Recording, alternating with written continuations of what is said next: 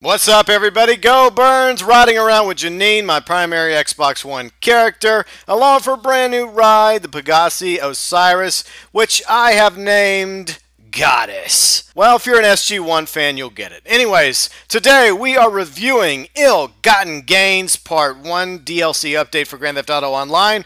We're going to go over the pros, we're going to go over the cons. Then I'm going to give you my opinion as to whether or not it was a good or bad DLC. That's how I do my DLC reviews. It's not a 10 out of 10 or a 1 out of 10 or a thumbs up or thumbs down.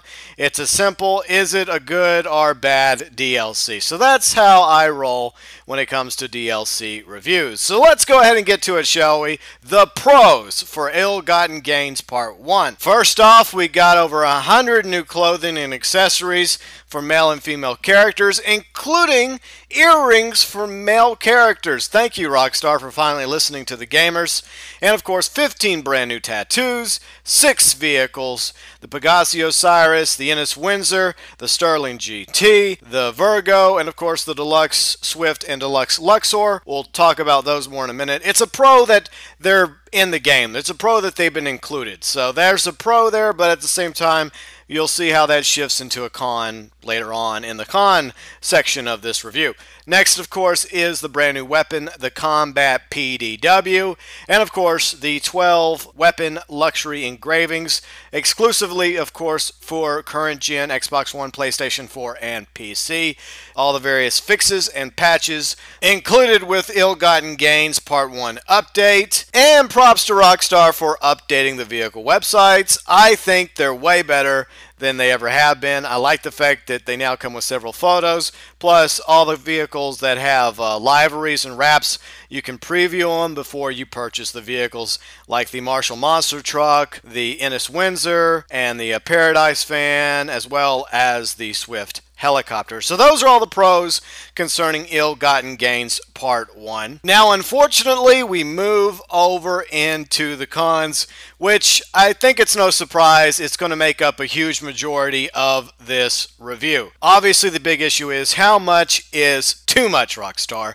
Now, I realize the premise for the Ill-Gotten Gains Part 1 DLC, and probably the Part 2 DLC as well, is that after heists, apparently players have more money, more Grand Theft Auto currency to spend. There's also chatter out there regarding why Rockstar upped the price on a lot of these new vehicles and items, accessories, is because they're quote-unquote trying to stabilize the economy in Grand Theft Auto Online. But honestly, most gamers I know that I play with are not filthy, stinking rich courtesy of the heist update. I know I'm not one of them. I spent a ton of money buying almost all the heist vehicles, like both Insurgents, the Insurgent as well as the Insurgent Pickup, the Technical, the Valkyrie, the Savage, and the Hydra. All those rides costed a ton of money. Millions and millions of dollars went flying out of my bank account courtesy of the heist update back in March. And unless gamers are religiously grinding heists as well as other missions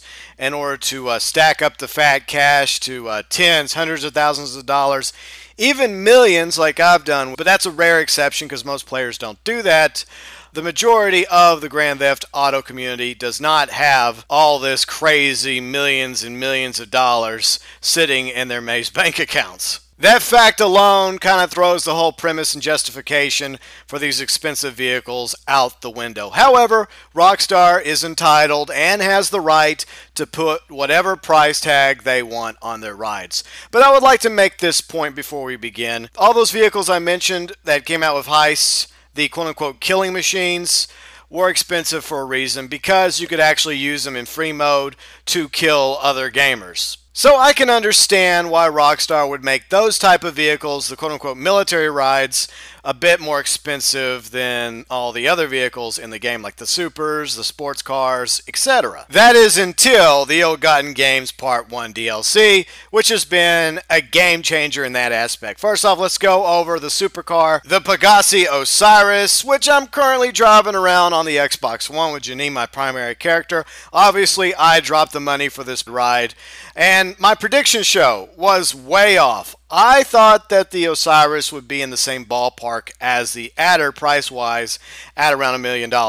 Now, I was wrong.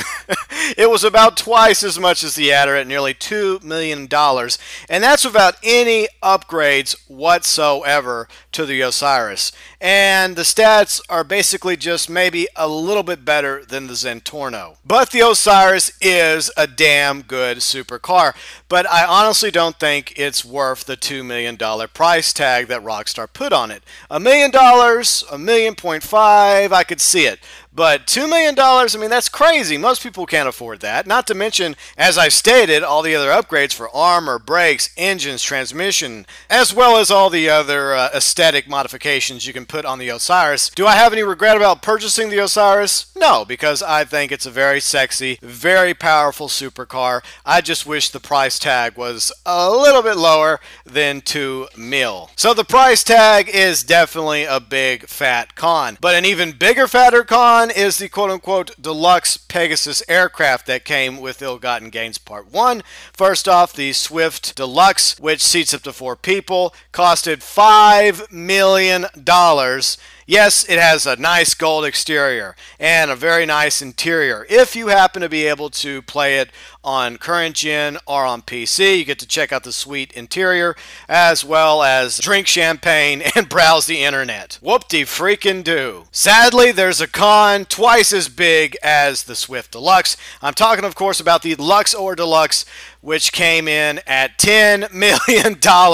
It seats up to 8 people, which is less than the regular Luxor, which is only at $1.75 million.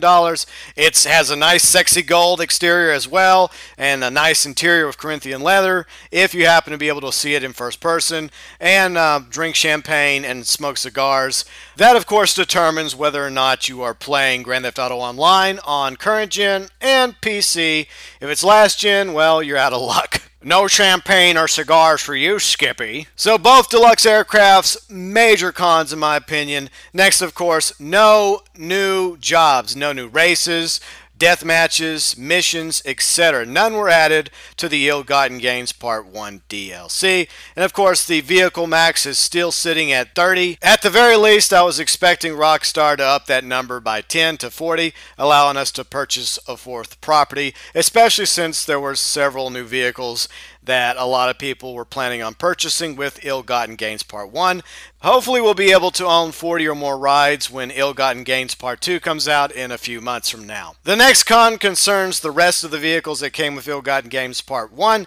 The Sterling GT, the Windsor, and the Virgo could have all been a little bit cheaper. Obviously, not as bad off price-wise as the deluxe aircraft, but overall I would say that most of the vehicles are actually pretty good rides. Now, if you were to purchase all 6 rides, it would cost you about $20 million in Grand Theft Auto currency, which means if you were to actually have to buy shark cards, this is how it goes down. 2 Megalodon shark cards, which is $8 million in Grand Theft Auto currency, and of course a whale shark card, which is $3.5 million in Grand Theft Auto currency, as well as a bull shark card, which is $500,000 in Grand Theft Auto currency. That equates to $200 for the 2 Megalodons, $50 for the whale shark card, $10 for the bull shark card, giving us a grand total $260 US that you would have to spend buying all 6 Ill-Gotten Gains rides. And the final con is more of a personal one regarding the Stallion. Rockstar still has yet to fix the Stallion issue. Despite what this says in the patch section, quote-unquote, vehicles with topless variants now have the option to add or remove the vehicle roof in Los Santos Customs, which should have also applied to the Stallion, but I tested it myself, and alas, there is no roof addition or removal option in Los Santos Customs for the Stallion. So after reviewing the pros and the cons for Ill-Gotten Gains Part 1, here is my verdict. Despite its flaws, despite the cons, and the fact that it's not the best DLC that we've gotten, I still believe that Ill-Gotten Gains Part 1 is a good update. By the way, you are welcome to agree or disagree with me below in the comment section, but in conclusion, I will say this about Ill-Gotten Gains Part 1. Yes, the price tag on some of the vehicles was ridiculous, but we got a ton of new content and fixes to Grand Theft Auto Online.